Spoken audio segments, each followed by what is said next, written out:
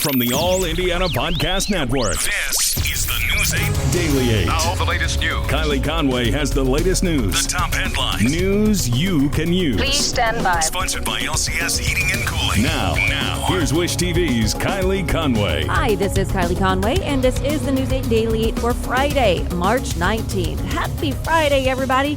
Spring is tomorrow, but you definitely need your winter coat this morning. It's clear through the afternoon. Got a little cloud cover this morning, but it's going to burn off, and then we're going to see sunshine today, setting us up for a great weekend. Not going to get too warm today, reach the mid to upper 40s, better than the 30s we saw this morning. But then tomorrow, Saturday, we're going to have highs in the 50s, sunshine, even warmer Sunday as we reach the 60s. The last team to arrive for the men's NCAA tournament gets to Indianapolis today. The Virginia Cavaliers put travel plans on hold after a positive COVID-19 test. The testing process is extensive for everyone involved. UVA head coach Tony Bennett explains the protocols the team's going through. You get your test, and then you have to get up again and do your test next calendar day or 12 hours apart, and then you'll have another practice walkthrough if everything clears, if you keep testing negative. So you'll have that, and you just keep working and making the most of it. The player who tested positive will not be able to participate in tomorrow's game. Virginia plays Ohio University in Bloomington at 7:15. And this morning, the Boilermakers are heavy round one favorites, but are approaching the game like underdogs. The team's getting fans ready for tip-off against North Texas with a hype video looking at how far they've come. A lot of people counted us out. When I first came here, no one even thought I was going to play. Most people thought I was going to redshirt, so it speaks to the job that Coach B and Coach Payne have really done, getting me ready and the work I put in. Credit to Purdue because they've shown tremendous fight this season. Because March isn't just a month, it's a mindset. And this team, we aren't satisfied. Purdue is the only team from Indiana to make it to the big dance. The video shows the team's triumph over struggles early in the season and how they never stopped fighting, eventually earning the 4th seed position in the NCAA tournament. And now they're ready for tonight's big game. Coach Matt Painter is also being praised for the program's success. He's now named on an elite top 5 list of coaches from the Big Ten for making it into the NCAA tournament 12 times. The team is showing their Purdue pride by sharing pictures and video of practice in the March Madness bubble preparation that will hopefully pay off. There is no doubt that fans in Indianapolis are also ready to see the team. Even if you're an IU grad, I'm raising my hand here. I am rooting for the Boilers. The game tips off tonight at 7:25 at Lucas Oil Stadium. And IPD is showing us equipment officers are using to keep tournament crowds safe. Our I-Team8 found out officer escorts will stop traffic to help teams get to and from some game venues. I saw police escorts out yesterday, 3 of the team's buses. The department says it's using one of the nation's leading radiological detection systems as well. All venues and hotels are surrounded by police and or concrete barriers. Traffic in those areas is also restricted. The threat level is kind of one of those things that we kind of stay on top of. I mean, again, there's no credible threats. We're not inviting any, but again, with an event this side, depending on what we call a threat and what someone else calls a threat, it's 2 different things. As we've reported, IMPD expanded video surveillance in the city. Police are not revealing how many public and private cameras are available for their use. The department did tell the I-Team that the cameras are monitored around the clock. Some people are using the chance to have cardboard cutouts of fans in the stands at tournament games to send loved ones to one more game. News 8's Demi Johnson reports. We said this is fan engagement for COVID. Final Four fans being prepped and printed. They're not all human, but they're all happy. You can be creative as long as your pet is a fan of sports, you can upload. Helping to bring basketball fans to games, even if they can't be there in person, are Joe DePietro and Taylor Gossoing, founders of Perk Social. We like to joke that we've become the #1 provider of 2-dimensional people in the world. And it's really kind of been a highlight of COVID, when there hasn't been a lot of highlights to talk about. For some fans, sending family to games means a little more this year. And with COVID, we didn't really get to say, goodbye to her. We didn't really get to have a funeral. We didn't get to see her at the hospital. Michelle Saruco says her 35-year-old cousin, Rachel, died unexpectedly in January. Saruco says Rachel was a Boilermaker who loved watching her team long after her time in West Lafayette. The cousins that lived in Indianapolis chipped in on it. It made for a nice opportunity for a better memorial than just sending flowers. Among the faces are dozens more with similar stories. The amount of people that have actually uploaded somebody that's passed away and said that, I get a chance to sit with grandpa again or grandma again or whomever. The Cutout's creators say it's about finding ways to be together, even when we can't. Something they're finding is equally as important to the people on the floor. When these players or these coaches walk out onto the court and they see these fans in there that are cheering for them and they, recognize the colors or even people or some of those super fans, it's been really great to see that response and letting them know that they can feel that, and it just makes it feel a little bit more normal in a year where things don't quite feel normal like we'd want to. In Indianapolis, I'm Demi Johnson for Wish TV, wishtv.com, and follow us on Facebook. And the BottleWorks District is kicking off its March Madness celebrations today. It's called B-Ball Bash. BottleWorks says there'll be pop-up bars, a live graffiti artist, and fan jam swag available. You can also watch the games on 20-foot LED screens. There's also a large 3D NCAA bracket that's on display at the northwest corner of the BottleWorks Hotel. B-Ball Bash is happening today through Sunday from noon to 9 p.m. each day. And this morning, flags are flying at half-staff at the White House to honor the 8 victims of the shooting rampage in Georgia. Later today, President Biden and Vice President Harris will make their way to Atlanta to meet with Asian American community leaders. While local authorities are not yet calling the shooting spree a hate crime, an increase in hate-fueled incidents against Asian Americans is leading to calls for action in Washington. A House Judiciary Committee held a hearing yesterday about discrimination. 4 Asian American lawmakers spoke. They say Congress needs to address a systemic problem. That this legislative body will no longer sit in silence while our communities suffer racism and hatred. Now is the time to recommit to moving forward. Must not be used as scapegoats in times of crisis. Lives are at stake, and it's critical that Congress takes bold action to address this pandemic of discrimination and hate. We are learning about the lives of some of the victims. Delaney Yon was a recently married mom of 2, including an 8-month-old. Her husband, Alcias Hernandez Ortiz, was also shot and is the only survivor of the shooting that happened north of Atlanta. Also killed at that scene, Paul Andre Michaels, Zhao Zhetan, and Dao Yofeng. Authorities have not released the names of the people killed in Atlanta. A memorial is growing outside of one of the spas in Atlanta. People have placed flowers and signs showing solidarity for the Asian community. This morning, it's not clear why a court appearance for the suspect was canceled yesterday. All court records in the case are sealed right now. Robert Aaron Long faces 8 counts of murder and 1 count of aggravated assault. President Biden says the U.S. will meet his goal of 100 million vaccines today. That is weeks ahead of schedule. The president promised to hit the milestone before his 100 days in office. And according to the White House, the country is on pace to have enough vaccines to cover the entire adult population in just 10 weeks from now. We have gone from 1 million shots a day that I promised in December before we were even sworn in to an average of 2.5 million shots a day, outpacing the rest of the world significantly. The president is expected to unveil a new vaccination target next week. Washington Township school staff can get their shots today. The district is teaming up with Walmart to offer COVID-19 vaccines at North Central High School from noon to 8 this evening while supplies last. Staff will get the Moderna vaccine. Then a second clinic is scheduled for April 16th so they can get the second dose. And today the CDC plans to update its physical distancing guidelines for schools. The agency is expected to change it from 6 feet to 3 feet. The change could make space for more students in classrooms. According to the CDC, a quarter of parents with kids in online learning reported harm to their kids' mental and emotional health. IU Health is offering free rides to anyone in the state to get a COVID-19 vaccination appointment. Some have worried people aren't getting vaccinated because of transportation issues. So far, we know of 6 agencies offering free rides, with IU Health being the largest, promising a free ride to anyone with an appointment at any clinic in the state. They want you to call ahead. The number is 1-888-IU-HEALTH, then option 9. They're partnering with Lyft for metro areas and other companies for rural areas. We really hope ultimately is that we see an uptick in continual vaccinations rates, and that therefore, like everyone else, IU Health just wants to play its part in helping ensure that we move Indiana out of this pandemic. Anthem is helping IU Health foot the bill because often your health insurance will actually pay for your ride to get your shot. In fact, that's how the state recommends you get a ride on its website. It lists insurance providers and phone numbers.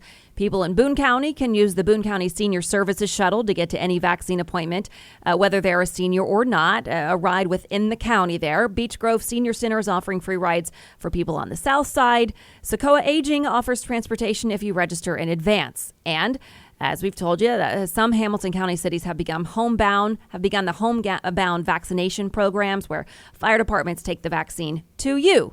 Now, Uber and Lyft made headlines for partnering with Walgreens and CVS for rides, but not in Indiana. IU Health Service is already underway with no end date. We do have a recap of all of these services. You can find that on our website, wishtv.com. Searching for a romantic summer getaway? Escape with Rich Girl Summer, the new Audible original from Lily Chu. The exquisitely talented Philippa Sue, returning to narrate her 5th Lily Chu title. This time, Philippa is joined by her real-life husband, Stephen Pasquale. Set in Toronto's wealthy cottage country, aka the Hamptons of Canada, Rich Girl Summer follows the story of Valerie, a down-on-her-luck event planner posing as a socialite's long-lost daughter, while piecing together the secrets surrounding a mysterious family and falling deeper and deeper in love with the impossibly hard-to-read and infuriatingly handsome family assistant, Nico. Caught between pretending to belong and unexpectedly finding where she truly fits in, Valerie learns her summer is about to get far more complicated than she ever planned. She's in over her head and head over heels. Listen to Rich Girl Summer now on Audible. Go to audible.com/richgirlsummer. New research shows that low-dose aspirin could lower the risk of severe coronavirus cases. Scientists at George Washington University say they looked into records of more than 400 coronavirus patients. For those who used aspirin, the chance of needing a ventilator, going to an ICU, or dying was reduced by more than 40%. Researchers say they started looking into aspirin after noticing that many COVID patients develop blood clots. However, the researchers did note that the study is limited. It only looked at medical records and did not randomly assign patients to take either aspirin or a placebo. 2 bills have passed through the House in the first votes on immigration this year. One opens up a chance for citizenship to young dreamers and immigrants fleeing war or natural disasters. The final vote was 219-197. Indiana's 9 representatives voted along party lines. Congressman Andre Carson tweeted he was honored to vote on the bill. He wrote that the bill, in his words, helps fix our broken immigration system. The second measure opens the same chance to 1 million immigrant farm workers. That bill passed 247-174. Republican Jim Baird joined Indiana's 2 Democratic congressmen in favor of the bill. The bills now face consideration in the Senate. We will soon learn more about the deaths of a couple found in Howard County. Autopsies are scheduled for Amy and Richard Romero. Deputies discovered the 2 in their Greentown home just outside of Kokomo yesterday morning. The sheriff's department says they were called to the home for a welfare check. Investigators did not say if foul play was involved. The sole survivor of a quadruple homicide in Indianapolis says she wants the death penalty for the man accused. Demetrius Moore told News 8's Sierra Hignite that she plans to push for it. Prosecutors are also outlining the grim details of the shooting in the charging documents. According to police, Malik Halfacre admits the shooting stemmed from an argument over a stimulus check. Police say when Halfacre tried to take money from Moore's purse, her brother, Daquan Moore, tried to stop him, and Halfacre started shooting. The adults first, then Moore's 7-year-old daughter when she started to scream. The part that, for me, that I just can't get over is the 7-year-old. And seeing what that scene looked like with her inside the residence, knowing what she had to go through and knowing what the last moments of her life were like. Police say Halfacre then went across the hall to shoot Demetrius Moore's grandmother, then came back and shot Moore, who survived and ran for help. A fire forced a family from their home, leaving 7 people without a permanent place to stay this morning. The flames broke out yesterday afternoon near 21st Street between Sherman Drive and Emerson Avenue. Firefighters say the homeowner told them grease had been left heating on the stove and caught fire. A 4-year-old pit bull was also inside at the time crews were able to rescue and revive him. 2 cats died. The Brownsburg Town Council will vote on a controversial proposed athletic complex next week. Dozens of people attended the Town Council's meeting last night, to hear more about the $15.5 million complex. The plans include 12 ball fields on more than 100 acres of land. People in favor of the complex believe it will be a big draw for the area. Others are worried about the cost of the project. We're trying to lay the groundwork so that other youth sports in our town can also reap the benefits of this green space. I'm not against the kids. I'm not against ball fields, but we have to be financially responsible of our tax dollars. Some attendees say they couldn't go on record with their opinions during the meeting. They had to approach council members directly. The proposal is tabled until March 25th to make time for a public forum next week. A possible ruling on whether to delay the trial for former Minneapolis police officer charged in the death of George Floyd. CNN is reporting the judge could also decide if Derek Chauvin's trial should be moved to somewhere outside of Minneapolis. The looming decision comes after the seating of 3 new jury members yesterday. That brings the total to 12. 2 alternates are still needed before opening testimony can begin. If the judge decides to let the trial go on as planned, opening statements could start March 29th. Some Goodwill employees now have a free way to get to work. The Indianapolis Public Transportation Foundation and Goodwill of Central and Southern Indiana have bus passes for some Indy residents. This new partnership helps those who live along IndyGo's bus routes to get a free ride back and forth to their job, like Charmin Curry, who had her driver's license suspended and needed a way to get to the retail store at College Park on North Michigan Road. In 3 weeks, she spent $60 on bus rides. She mentioned the challenge and cost to her manager, who then made a call to corporate. Immediately, Curry got 2 10-day bus passes and 2 all-day passes, which helped keep more money in her pocket. My money got kind of low, and I was kind of worried about how I was going to get to and from work. The bus is always on time. You know, they pull over, and they'll wait a couple seconds, and then when it's time for them to take off to reach the next stop, it'll be running right on time. Goodwill employs more than 600 Indianapolis residents, and 70% have an employment barrier like a disability, criminal history, or limited education. The Indianapolis Public Transportation Foundation will provide 10 trip passes as well as one-day passes for fixed route services. Over the next 3 months, the partnership will provide more than 1,800 free rides to Goodwill employees. To business headlines now, Wells Fargo's CEO says the U.S. economy should take off in the second half of the year. Charlie Scharf said economic growth could hit 6% or higher later this year as more people are vaccinated against COVID-19. Consumer spending growth, he says, is in the second half could be the strongest in 70 years as the economy fully reopens and vaccines are widespread. A majority of the U.S. small businesses are now fully open as shutdown restrictions lift across the country. Cabbage, an American Express company, found that 57% of small businesses were fully open. The high reopening rate is partly due to a shift to online operations during the pandemic, with a third of businesses saying they now exclusively sell online or have shifted to both online and in person. Mortgage rates have continued to climb this week. It's according to a popular survey, but home shoppers haven't seemed deterred by the increases, not yet at least. And millions of homeowners still have opportunities to refinance at historically low rates and slash their monthly mortgage payments. Rates are still much lower than they were in the pre-pandemic days. Analysts warn that rates are likely to keep rising. Facebook is building a version of Instagram specifically for children under the age of 13. This is in an effort to get its popular products into the hands of the next generation of internet users. Parents will have some control, although it's uncertain how that would work. The new app was announced internally Thursday, but is not yet launched. The National Football League unveiled long-term media deals that people familiar with the matter said are valued at over $100 billion. The Wall Street Journal says Amazon will become the new home of Thursday Night Football. The major broadcast and cable TV packages are staying with the same networks. A tech company is creating local jobs by moving its headquarters to Indianapolis. JobVite plans to hire more than 300 employees to expand its office on Monument Circle over the next 3 years. It says over the next year, people in Indiana will be hired for a variety of roles. JobVite says its recruitment technology helps companies attract and retain workers. Okay, now to some happenings here. A favorite Indianapolis Zoo exhibit opens today. The Butterfly Kaleidoscope is back at the Hilbert Conservatory at White River Gardens. The zoo says there are more than 45 species representing 6 continents this year. You can see some of the world's largest butterflies like the blue morpho, giant owl, and New Guinea birdwing. The exhibit's open through September 7th. The Oscars will happen live and Zooming will not be allowed. That's according to a letter from the show's producers. The producers requested all nominees attend in person and avoid casual attire. Due to COVID-19, only those nominated, their guests, and presenters will be at the ceremony.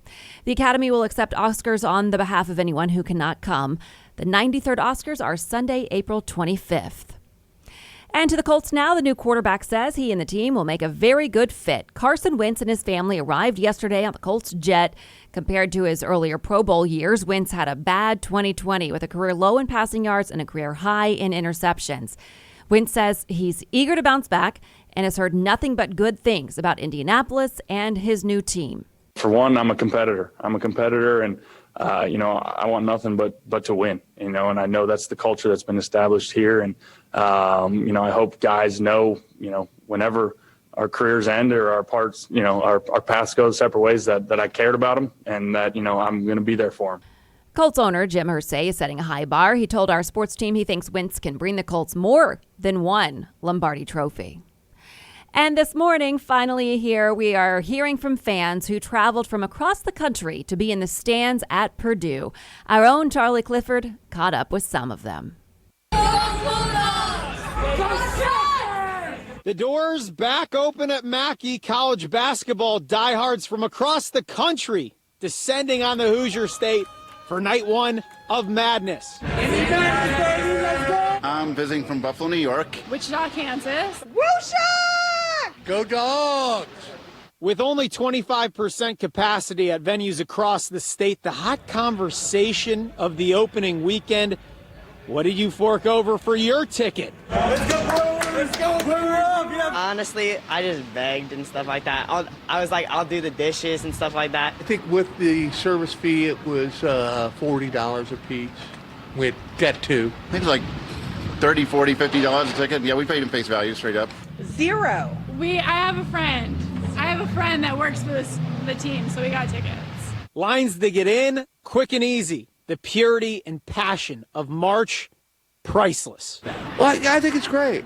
At least they're having the event. Just decided, I wanted to go to March Madness and go to a few games since I haven't gone because of COVID. You haven't been inside yet, but I'm looking forward to it. Purdue is one of the storied institutions of college basketball, and it's got a strong history. John Wooden, Gene Cady on the sidelines. I still remember that when I was a kid.